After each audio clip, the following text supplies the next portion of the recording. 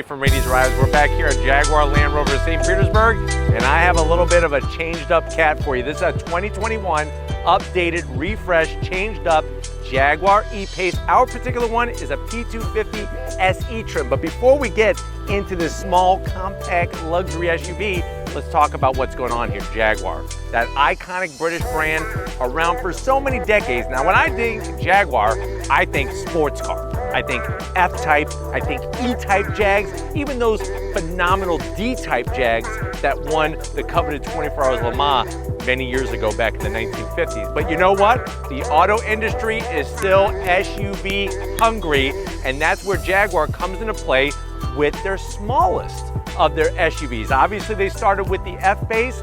This is the E-Pace. Now, the big news for 2021 is we have a bunch of changes, not only to the exterior, but also on the interior as well. This is the new Jaguar F-Pace S, which is a new SUV from Jaguar. And not just any SUV, but very average SUV. This car isn't horrible by any means, but it's also not great. In fact, I happen to think that the F-Pace is the absolute average of every other midsize luxury SUV currently on the market. And today, I'm going to explain why. Now, I borrowed the F-Pace here in Nashville using Turo, which is this service that lets you rent other people's weird and interesting cars, like the F-Pace, instead of a normal, boring rental car you'd usually find at the airport. You can sign up for Turo if you click the link in the description below. I chose the F-Pace because I really wanted to sample a Jaguar SUV, and now that I've sampled it, I can confidently say that it's a nice car. Really, it's fine. Very fine. Before I get into this, let me explain what I mean when I call this thing average. Right now, the compactish, mid-size-ish luxury SUV segment is really hot. Every luxury brand has at least one model in this segment. Some have two or even three because there are just so many buyers choosing between these cars. What's up, it's Joe Rady from Rady's Rides. I'm back here at Jaguar Land Rover St. Petersburg, and boy, oh boy, do I have something sparkly for you. It's this car right here. This is an updated refresh 2024 Jaguar XF R Dynamic. But before we get into this sleek four-door sedan, let's talk about what's going on here. Jaguar, that iconic British brand, goes back for decades. Amazing models like the XK120, the XK140. What's cool about those cars is that the 120 and the 140 related to their top speed, because back in the day, to get a car to go 120 miles per hour, that was pretty big news. So why not name your car after that top speed that was accumulated through the performance? Now, what's fascinating is, of course, we've talked about the Jaguar E-Type and how Enzo Ferrari himself said that that was the most beautiful car he's ever seen. And now, if I may, I'd like to talk about the Jaguar XE, not your hair. It is a really very nice little car, if I'm honest. It's very good looking. It's not particularly expensive. It rides beautifully, very beautifully, in fact. And as a result of all that, people ignore it and buy a BMW instead. So, Jaguar went to its skunk works, which is based in a shed, and they said, could you make a fast version, one that will get everybody talking?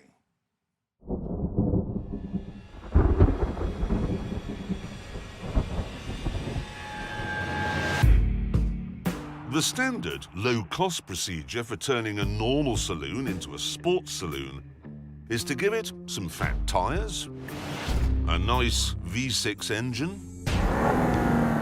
and maybe some bucket seats. This is the extra channel. Yep. That's what you told me to stop there. No, I know, because they know what that is now. Do they? Yeah, yeah, more casual. But what if they don't? What if they're new? It's a more casual one. We have another channel, it's the main channel. This is the extra one. And today we're featuring, so we've been filming some really cool stuff on our California trip. Yes. But this has been keeping us going. The noble steed. Yeah, and Cat. this is the 2022 Jaguar I-Pace, which means it's the electric one. Because there is an E-Pace, which sounds like it would be electric. Yeah, that makes no but sense. But it's not, it's just a smaller F-Pace. Right. So that's petrol.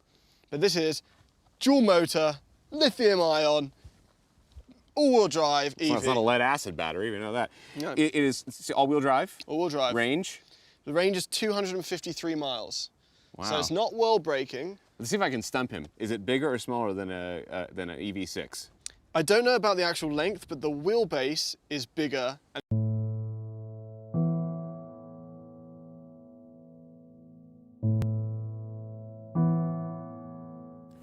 I'm Janine Graff, and I have been the wife of several Jaguar projects. I'm Daniel Graff, and I fell in love with Jaguars back in the late 1950s.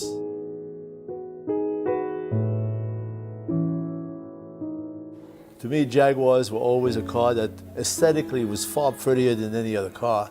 And from a performance point of view, they were far better than Porsches. So I've been a Jaguar fan ever since. Our latest project, which is an amazing Mark IV, but when it first arrived, it looked like a pile of garbage. In fact, our neighbors thought we were bringing all of these metal artifacts to the... I know this is the very first convertible E-Type ever, but I have to find out what it's like when we give it some noise. Oh! Ho, ho.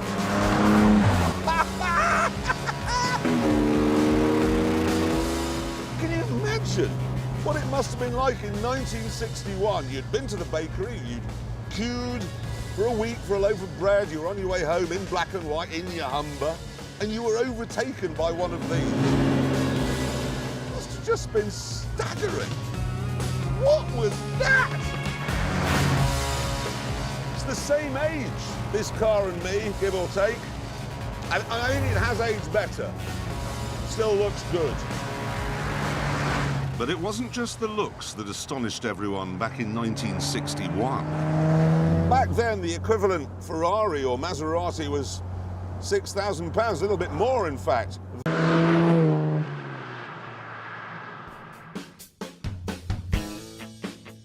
0 to 60, 8.5 seconds, 125 mile an hour top speed. When this Jag was launched, it was the fastest saloon car in the world.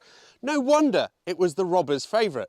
In particular, there is the relationship between this car and Britain's most infamous getaway driver, which is quite interesting and helped possibly expose some weaknesses for the Mark IIs as race cars.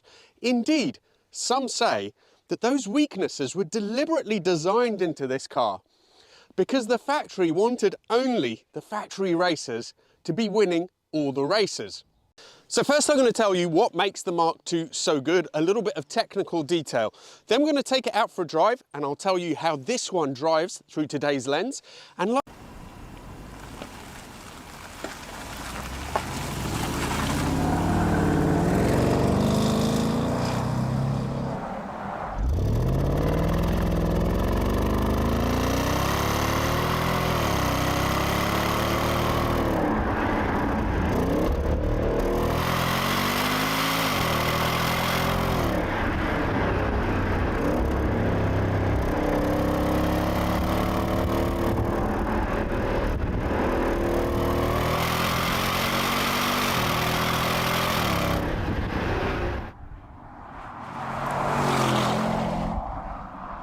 Hello everybody, it's never a bad day to be behind the wheel of a Jag, but this one I think is particularly interesting. For today I am driving an X351, the fifth and final iteration of the venerable Jaguar XJ. More specifically, this is the fire-breathing 550 horsepower XJR.